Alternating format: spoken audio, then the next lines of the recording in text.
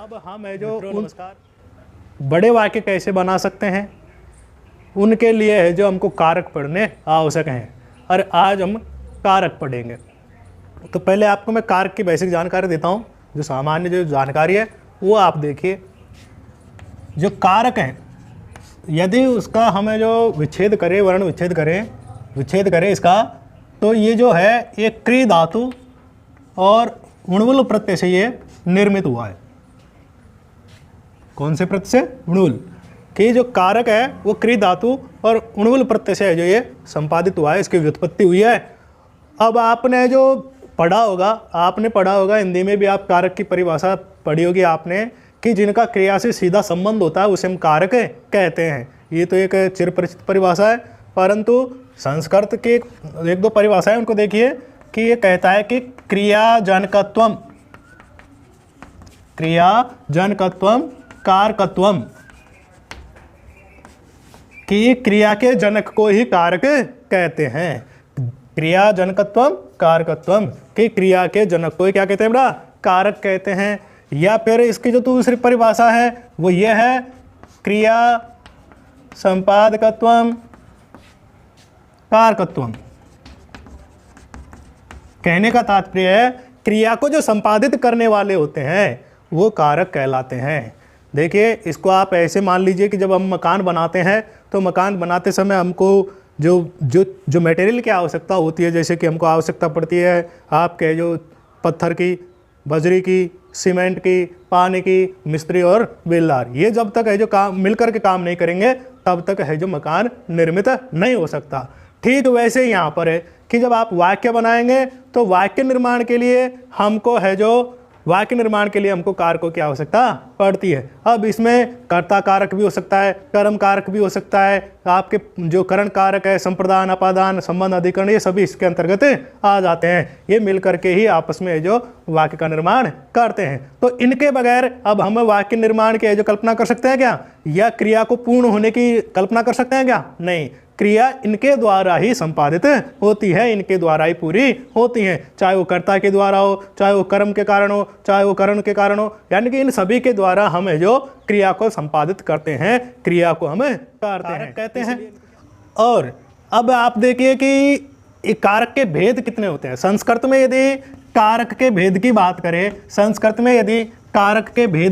करें, बेटा, तो ये कितने होते हैं? 6 होते हैं। कितने होते हैं? 6 होते हैं। अब ये 6 कौन कौन से होते हैं, यही महत्वपूर्ण है, आप इनका ध्यान रखना। कर्ता कारक, कर्म,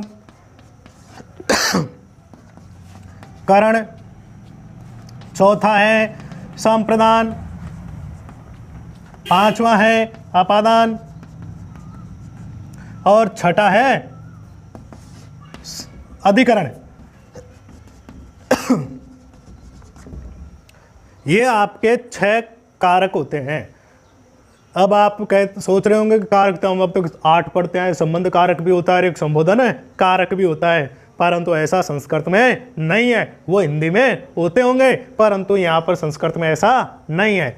क्यों है ये 6 कारण? क्योंकि ये 6 कारक क्यों है? क्योंकि इन 6 कारकों का क्रिया से सीधा संबंध होता है। जबकि जो बाकी जो आपके दो कारक है, 2 कारक कौन कौन से? एक तो आपका संबंध कारक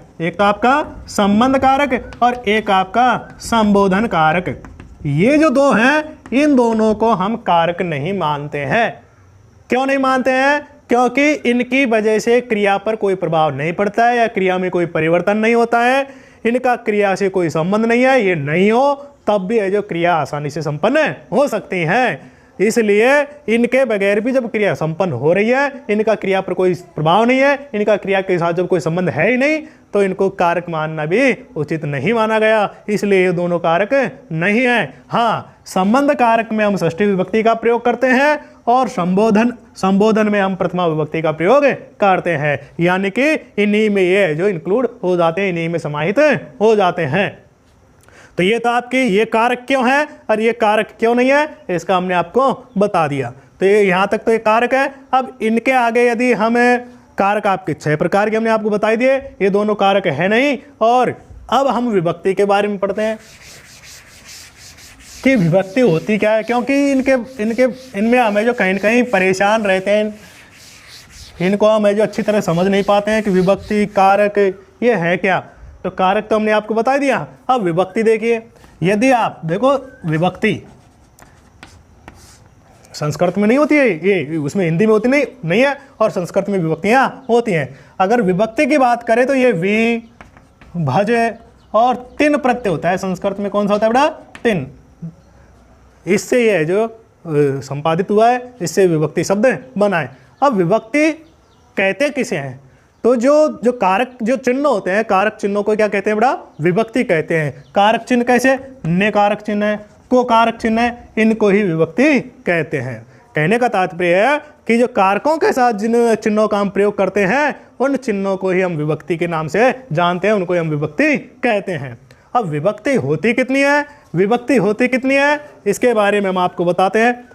ये कितने प्रकार की होती है? तो विभक्ति के बारे में देखिए कि विभक्ति जो होती है ये 2 प्रकार की होती है। विभक्ति कितने प्रकार की होती है बेटा? 2 प्रकार की होती है। एक तो कारक विभक्ति, एक तो कारक विभक्ति, और दूसरी होती है उपपद विभक्ति। ठीक है बेटा? उपपद विभक्ति। अब इन्हीं के अनुसार इनकी परिभाषा हो जाती है। आपने देखा जो कारक चिन्ह है, जो कारक चिन्ह है उनको क्या कहते हैं? हम विभक्ति कहते हैं। अब विभक्ति जो आपकी है वो 2 प्रकार की हो गई, एक तो कारक विभक्ति और एक उपपद विभक्ति। अब कारक विभक्ति किसे कहते हैं? देखिए कि जहां पर, कारक विभक्ति के बारे में बता रहा हूं मैं, कि जहां पर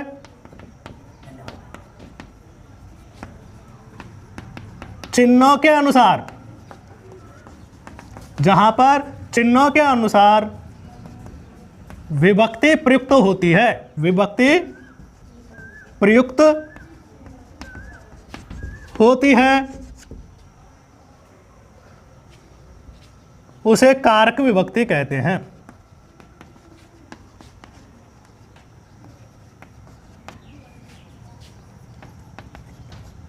आ रही है समझ में कि कारक विभक्ति कैसे किसे कहते हैं? कि जहां पर चिन्हों के अनुसार, चिन्ह कौन से? कारक चिन्ह। कौन से कारक चिन्ह? ने, को, से, या, के लिए, या, से अलग होने पर, काके की, रारेरी, में, पर, पे, ये जो कारक चिन्ह है, इन कारक चिन्हों के कारण ही जब विभक्ति का प्रयोग होता है, इन कारक चिन्हों के कारण ही जब विभक्ति का प्रयोग होता है तो उसे हम कारक विभक्ति कहते हैं। आ गई समझ में कि जब कारक चिन्हों के अनुसार ही विभक्ति का प्रयोग होता है तो उसे हम कारक विभक्ति कहते हैं। कैसे? देखिए इसका भी आप देख लीजिए। मोहन कलम से पत्र लिखता है। अब देखिए मोहन कर्ता कारक है, लिखने का काम कर रहा है। कर्ता कारक में हमेशा जो ने है ये भूतकाल में प्रयोग होता है और अन्य काल में इसका प्रयोग नहीं होता है, इसलिए यहाँ पर साइलेंट है। तो अब यहाँ पर कर्ता कारक में हम है जो कौन सी विभक्ति लगाते हैं? प्रथमा विभक्ति का प्रयोग करते हैं। तो प्रथमा होती है मोहन है। अब यहाँ पर देखो से, कलम से पत्र लिखता है, कलम से पत्र लिखता है। अब ऐसी स्थिति में अभी से चिन्ह आ रहा है ना, अब से चिन्ह आ रहा है तो से चिन्ह तृतीय विभक्ति में आता है, से या के द्वारा। अब कौन सी विभक्ति लगा देंगे हम से या के द्वारा के लिए? तृतीया।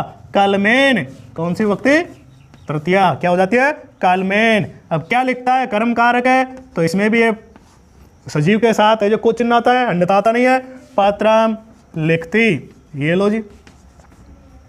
इस तरह अब यहाँ पर ये जो तृतीया लगी है, यहाँ पर जो ये आपके द्वितीय लगी है, यहाँ पर जो आपके प्रथमा लगी हुई है, ये यहाँ पर विभक्ति होने के कारण इनमें हमने ये जो कारक चिन्ह है इनके कारण हमने यहाँ पर विभक्ति लगाई है। ये चिन्हों के अनुसार हमने यहाँ पर ने चिन्ह साइलेंट है जो ये जो आपके भूतकाल में ही लिखा जाता है यहाँ पर ने, इसलिए हमने यहाँ पर मोहन प्रथमा विभक्ति कर दी।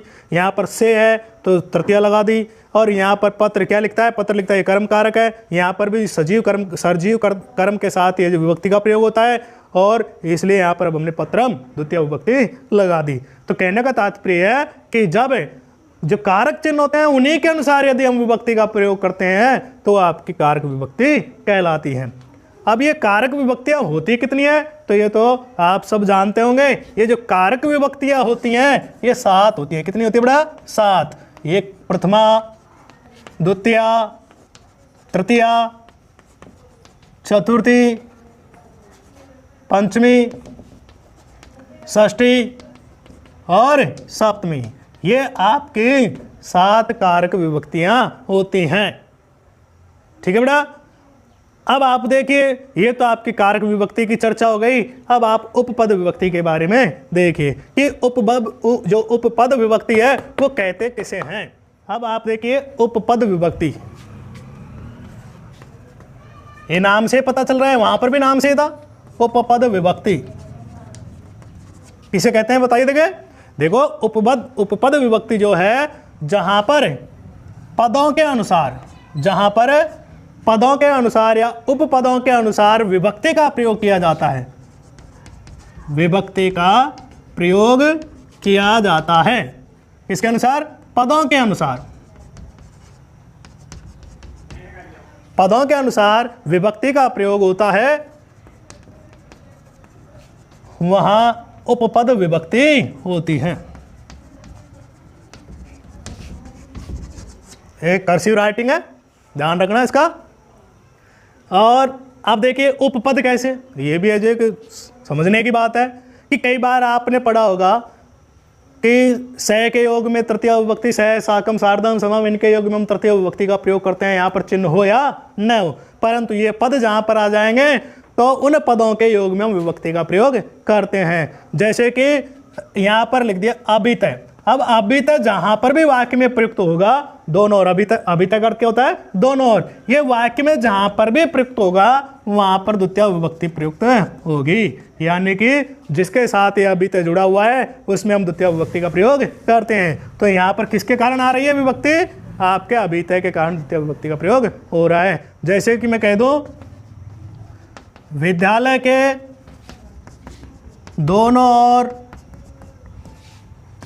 वन है, ये लो जी। अब अगर आप ये देखें यहां पर के चिन्ह आ गया, का, के, की, रा, रे, री, तो ऐसी स्थिति में तो इसमें षष्ठी होनी चाहिए, परंतु नहीं है। दोनों ओर के लिए हम जो अभितय का प्रयोग करते हैं और जिसके साथ ये जुड़े हुए हैं, कैसे जुड़े हुए हैं? जिसके साथ ये जुड़े हुए हैं उसी में हम द्वितीय विभक्ति का प्रयोग करते हैं। विद्यालयम अभितय, वनम अस्ति, ये लो जी। अब देखिए ये अभितय जो शब्द है, अभितय के कारण इसमें हमने क्या किया? द्वितीय विभक्ति का प्रयोग किया है। अन्यथा यहाँ पर अभितय नहीं होता और हम कारक को देखते तो शायद हम षष्ठी विभक्ति का प्रयोग करते, परंतु वो गलत हो जाता।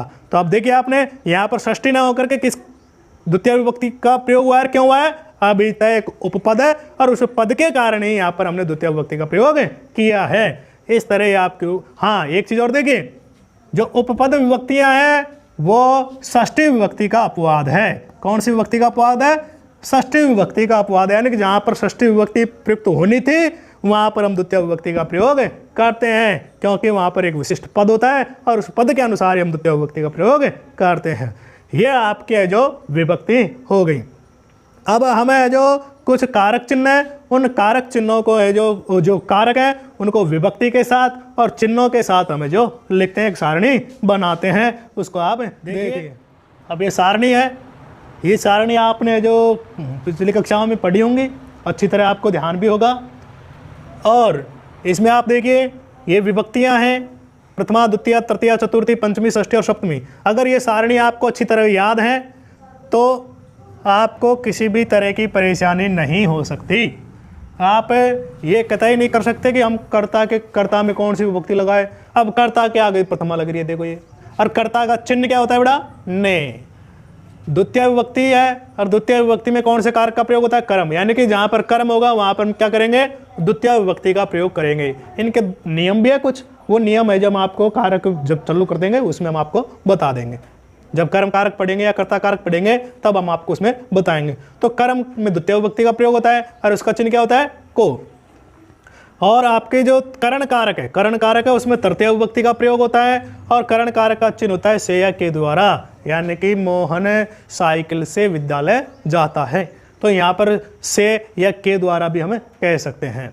तो यहाँ पर चिन्ह तो क्या होगा, से या के द्वारा करण कारक होगा, और करण कारक में तृतीया विभक्ति का प्रयोग करते हैं। संप्रदान कारक है, संप्रदान कारक में चतुर्थी विभक्ति का प्रयोग होता है, और यदि उसके चिन्हों की बात करें तो को या के लिए विभक्ति, को या के लिए चिन्ह वहाँ पर आता है। यानी कि वह मोहन के लिए पुस्तक खरीदता है, तो ये के लिए आप वहाँ पर आ गया। तो ऐसी स्थिति में यहाँ पर संप्रदान कारक है। अपादान कारक उसका चिन्ह होता है से अलग होने पर। देखो अलग होने पर, यानी कि से चिन्ह यहाँ पर भी है, से यहाँ पर भी है, परंतु यहाँ पर तो उसके साथ रहेगा, परंतु यहाँ पर अलग होगा। जब कोई संज्ञा सर्वनाम किसी संज्ञा सर्वनाम से अलग होता है तो जिससे अलग हुआ जाता है वह अपादान कारक होता है। और अपादान में कौन सी विभक्ति का प्रयोग होता है, पंचमी। संबंध कारक है, संबंध कारक के चिन्ह काके की रारेरी ना ने नी भी होते हैं इसमें, और ये संबंध कारक में षष्ठी विभक्ति का प्रयोग होता है। अधिकरण है, में पर पे सप्तमी विभक्ति का प्रयोग इसमें होता है। संबोधन इसके चिन्ह होता है हे अरे भो, और ये वापस किस में आ जाती है, प्रथमा विभक्ति में इसका प्रयोग होता है। अब एक वाक्य देखो, यहाँ पर मैंने वाक्य लिख रखा है हिंदी में, इसको हमको संस्कृत बनानी है। तो आप यहाँ पर देखिए, यहाँ पर सभी कारकों का प्रयोग किया गया है इस वाक्य में, और आपकी सहायता से ये वाक्य में बनाएंगे। तो देखो हे मनुष्यों, अब अगर हे की बात करें तो ये आ गया। तो अब आप इसको यहाँ पर लिख सकते हैं, हे को हे भी लिख सकते हैं, कोई परेशानी नहीं है। अब आप इसको जब संस्कृत में बदलेंगे तो हे मनुष्यों, या आप भू भी लगा सकते हैं इसमें, क्या भू, मनुष्यः, बहुवचन क्या होगा, मनुष्यः। राम रामौ रामः, हमने आपको पहले ही बताया था, आपको शब्द रूप और धातु रूप तो अच्छी तरह याद करने हैं। मनुष्य, मनुष्य का अंत में देखें तो ए आता है, यह में क्या है, ए, तो राम में भी क्या है, में ए, तो दोनों के रूप एक, यानी कि जिसके पीछे ए आ रहा है वो राम की तरह रूप चलेंगे। तो राम रामौ रामः, तो मनुष्य मनुष्यौ मनुष्यः। अब यहाँ पर देखिए का चिन्ह आ रहा है, यानी कि काके की रारेरी संबंध कारक है। अब यहाँ पर हमने आप यूँ तो अभी तक परिचय तो है नहीं, द्वितीय विभक्ति का प्रयोग हम करेंगे नहीं क्योंकि वो शब्द है नहीं। तो ऐसी स्थिति में यहाँ पर का चिन्ह है, तो का में षष्ठी विभक्ति हम जिसके साथ ये लगा हुआ है का है उसमें षष्ठी विभक्ति का प्रयोग करेंगे। अब ये एक है कि दो है रामधन, तो ये तो अकेला ही है, तो अकेला है तो इसमें आप देखेंगे कि षष्ठी विभक्ति का प्रयोग होता है। और षष्ठी विभक्ति, रामधन की षष्ठी विभक्ति क्या होती है, यदि आप राम की षष्ठी विभक्ति देखें तो रामस्य होती है, और इसकी क्या हो जाएगी, रामधनस्य। ठीक है बेटा, रामधनस्य इसकी षष्ठी विभक्ति हो जाएगी।